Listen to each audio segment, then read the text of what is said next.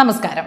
ഈ കാല് തന്നെ വീണ് കിടക്കുന്ന ഒരുത്തനെ അങ്ങനെ വീണ് കിടന്നുകൊണ്ട് തന്നെ ഞാൻ വീണതല്ല, സാഷ്ടാംഗം പ്രണമിച്ചതാണ് എന്ന് പറയുന്ന ഒരു ഡയലോഗ് നിങ്ങൾ കേട്ടിട്ടുണ്ടോ? കേട്ടിട്ടില്ലേ? കേട്ടിട്ടില്ലെങ്കിൽ സാരമില്ല, ഇപ്പൊ കേൾപ്പിച്ചു തരാം.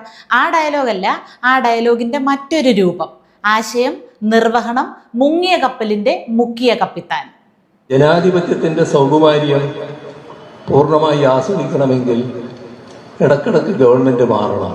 കേട്ടാ, ജനാധിപത്യത്തിന്റെ സൗകുമാര്യം ആസ്വദിക്കാൻ വേണ്ടിയാണ് ജനങ്ങൾ മാറി ചിന്തിച്ചതെന്ന്, മാറ്റി കുത്തിയതെന്ന്, അല്ലാതെ ഇവരുടെ കയ്യിലിരിപ്പ് മനസ്സിലാക്കിയിട്ടല്ല. അതല്ല, ഈ മെയ്യും കഴിഞ്ഞ് ജൂണായിട്ട് ഇമാതിരി നിലവിളികൾ അവസാനിക്കാറായില്ലേ എന്നാണ് ഞാൻ ആലോചിക്കുന്നത്. കപ്പിത്താൻ ഏതായാലും പറഞ്ഞ സ്ഥിതിക്ക്, നമ്മൾ കേട്ട സ്ഥിതിക്ക് പ്രതികരിക്കാതിരിക്കുന്നത് മോശമല്ലേ? കാരണം പറയുന്നത് ജനങ്ങളെ സംബന്ധിക്കുന്ന കാര്യമാണല്ലോ. ഒരേ ഗവൺമെന്റ് തുറന്നാൽ ജനാധിപത്യത്തിന്റെ സൗന്ദര്യം നഷ്ടപ്പെടും. അയ്യോ തെറ്റി, അങ്ങനല്ല. ഒരേ ഗവൺമെന്റ് തുടർന്നാൽ ജനാധിപത്യത്തിന്റെ സൗന്ദര്യം നഷ്ടപ്പെടുമെന്നല്ല ജനങ്ങൾ വിചാരിച്ചത്. നിങ്ങളുടെ സർക്കാർ ഇനിയും തുടർന്നാൽ ജനാധിപത്യം എന്ന വാക്കിന്റെ സൗന്ദര്യം തന്നെ ഇല്ലാതായി പോകും എന്നാണ് ജനം വിചാരിച്ചത്. ഒരു മാറ്റം ആവശ്യമല്ലേ? 10 വർഷമായില്ലേ? സർക്കാർ മാറട്ടെ എന്നതിലുപരി പിണറായി വിജയൻ എന്ന മുഖ്യമന്ത്രി മാറട്ടെ എന്നാണ് ജനം വിധി എഴുതിയത്. മനസ്സിലായില്ലേ? ഇതുവരെ പാർട്ടി ഒരാളിലേക്ക് ഒതുങ്ങിയപ്പോൾ ആ പാർട്ടിയെ ജനം അങ്ങ് ഒതുക്കി, അത്രേ ഉള്ളൂ. ഏതായാലും ജനവിധി അംഗീകരിക്കുന്ന പ്രവൃത്തികളൊന്നും അല്ലല്ലോ ഇപ്പോഴും മുതലാളിയുടെയും തൊഴിലാളികളുടെയും ഭാഗത്ത് നിന്നുണ്ടാകുന്നത്. ഇപ്പൊ കിട്ടിയ 35-ൽ നിന്ന് കൂടുതൽ പരിശ്രമങ്ങളൊന്നും ഇല്ലാതെ തന്നെ 0-ലേക്ക് മുന്നേറാനുള്ള എല്ലാവിധ യോഗവും തെളിയുന്നുണ്ട്. യഥാർത്ഥത്തിൽ പിണറായി എന്ന രാഷ്ട്രീയക്കാരൻ വഞ്ചിക്കുന്നത് ജനങ്ങളെയല്ല, CPM എന്ന പാർട്ടിയെ തന്നെയാണ്. ഇപ്പൊ തന്നെ ഇങ്ങേരുടെ വീട്ടിൽ റെയ്ഡ് നടത്തി. റെയ്ഡ് കഴിഞ്ഞ് അത്രയും പ്രശ്നവും ബഹളവും ഒക്കെ കഴിഞ്ഞിട്ട് അണികളോട് പറയുക, എന്നോട് ഒരു ചോദ്യവും ചോദിച്ചിട്ടില്ല, എൻ്റെ മോളോട് ചില കാര്യങ്ങൾ ചോദിച്ചറിയാനാണ് ED എത്തിയതെന്ന്.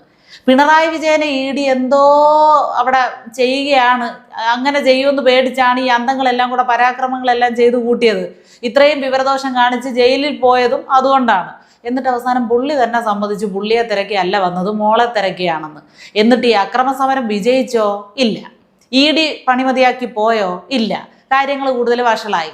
പ്രസ്ഥാനത്തിന്റെ ഒരു രീതി വെച്ച് ഇനി സമരങ്ങൾ ഉണ്ടാകേണ്ടതായിരുന്നല്ലോ. ഓരോ പോയിന്റിലും പ്രതിഷേധങ്ങൾ പൊട്ടിപ്പുറപ്പെടുവിക്കേണ്ടതല്ലായിരുന്നോ? എന്നിട്ട് എന്താ അങ്ങനൊന്നും ചെയ്യാതെ സ്വിച്ച് ഇട്ടതുപോലെ പെട്ടെന്നങ്ങ് നിർത്തിയത് കലാപരിപാടികൾ?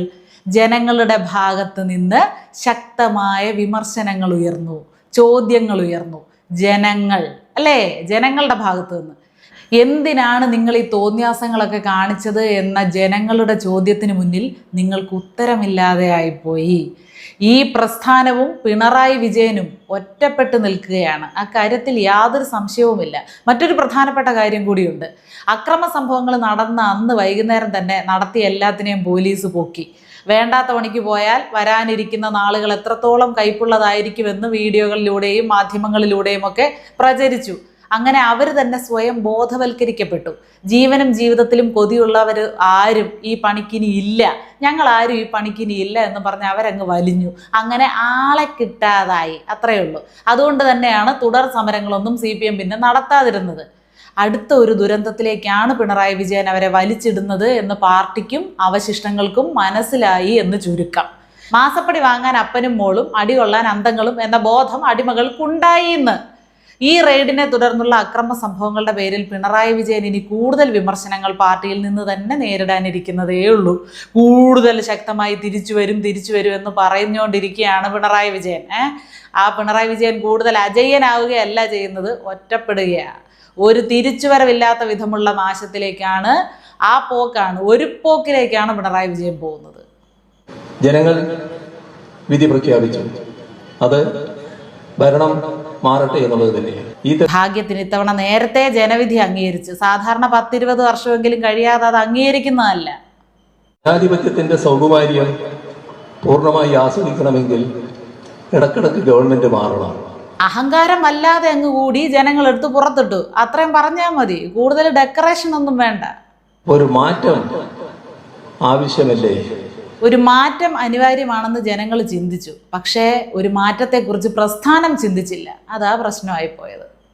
ഞങ്ങൾ ഇവിടെ തന്നെയുണ്ട്, ജനങ്ങളുടെ കൂടെ തന്നെയുണ്ട്. ഇനി ഒരംഗത്തിനുള്ള ബാല്യമുണ്ടോ സഖാവേ? കൊള്ളസംഘത്തലവനെ അടിമകൾക്ക് പോലും മടുത്തു എന്ന യാഥാർത്ഥ്യം തിരിച്ചറിഞ്ഞ് വഴിമാറിപ്പോകാൻ ഇനിയും തീരുമാനിച്ചിട്ടില്ല അല്ലേ? ഇത്രയൊക്കെ ആയിട്ടും അല്ല ഇത്രയൊക്കെ ആക്കിയിട്ടും അടുത്ത മുഖ്യമന്ത്രി കുപ്പായോ അലക്കി മടക്കി വെച്ചുകൊണ്ടിരിക്കുക. ഇനി ഒന്നും കിട്ടിയില്ലെങ്കിലും വംശനാശത്തിന് നേതൃത്വം കൊടുക്കുന്ന അവസാനത്തെ നേതാവ് എന്ന വിശേഷണം അങ്ങേക്ക് മാത്രം സ്വന്തമായിരിക്കും. അക്കാര്യത്തിൽ ഭാഗ്യം ചെയ്തവനാ. ഞങ്ങൾ വിധി പ്രഖ്യാപിച്ചു. അത് ഭരണം മാറട്ടെ എന്നുള്ളത് തന്നെയാണ്. എന്തൊരു എളിമ, കുലീനത. ഒരാൾ ഇത്രയും മാറാൻ, ഒരാൾക്ക് ഇത്രയും മാറ്റം ഉണ്ടാക്കാനുള്ള പവർ ജനത്തിന്റെ വോട്ടിനുണ്ട് അല്ലേ? മോളെ രക്ഷിക്കാൻ വേണ്ടി പ്രതിപക്ഷ നേതൃസ്ഥാനം പിടിച്ചു വാങ്ങി അതിൻ്റെ പ്രിവിലേജ് ഉപയോഗിച്ച് അടിമകളെ അടിയും കൊള്ളിച്ച് ഞാനൊന്നും അറിഞ്ഞില്ലേ എന്ന ഭാവത്തിൽ വീണ്ടും നിന്ന് മൈക്കിനെ മെനക്കെടുത്തുന്നത് കാണേണ്ട ഒരു കാഴ്ച തന്നെയാണേ. അയ്യോ, ഞങ്ങളുടെ വിശ്വാസം അതിന് യാതൊരു കോട്ടവും സംഭവിച്ചിട്ടില്ല. കാലഹരണപ്പെട്ട ഇമാതിരി വർത്തമാനങ്ങളും കൊണ്ട് ഇറങ്ങാതെ വല്ല കട്ടൻ ചായയും കുടിച്ചൊരു മൂലക്കിരിക്ക് സഖാവേ, ചെല്ല്. സുപ്രീം കോടതി തന്നെ തള്ളിയ ഒരു ആവശ്യം, അതിനപ്പുറം മറ്റൊരു ഗവൺമെന്റ് വരുന്ന സമയത്ത് ഇങ്ങനെ ഒരു നിലപാട് സ്വീകരിക്കുന്നതിന്റെ പിന്നിലുള്ള ലക്ഷ്യം എന്താണ്? ഈ ബേജാറ് വേറൊന്നിന്റെ അല്ല. നവീൻ ബാബുവിന്റെ മരണത്തിന്മേലുള്ള അന്വേഷണം CBIക്ക് വിടാൻ സംസ്ഥാന സർക്കാർ നിർദ്ദേശിച്ചു. അപ്പോ മുതൽ പിടയ്ക്കാൻ തുടങ്ങിയതാ. അദ്ദേഹത്തിന്റെ കീഴിലാണല്ലോ ഇപ്പൊ വിജിലൻസ്. ആ വിജിലൻസിന്റെ കയ്യിൽ കൊടുത്തിട്ട് അതിൽ എന്തെങ്കിലും കൂടുതൽ അന്വേഷിക്കാനുണ്ടെങ്കിൽ അന്വേഷിക്കാൻ വേണ്ടി ആവശ്യപ്പെടാലോ. ചേടാ, ജാഗ്രത പോരെ സഖാവേ, ഭയം മതി, കൂൾ ഡൗൺ. CBI എന്ന് കേൾക്കുമ്പോൾ നിങ്ങൾക്കൊക്കെ എന്തിനാ ഈ മൂത്രശങ്ക?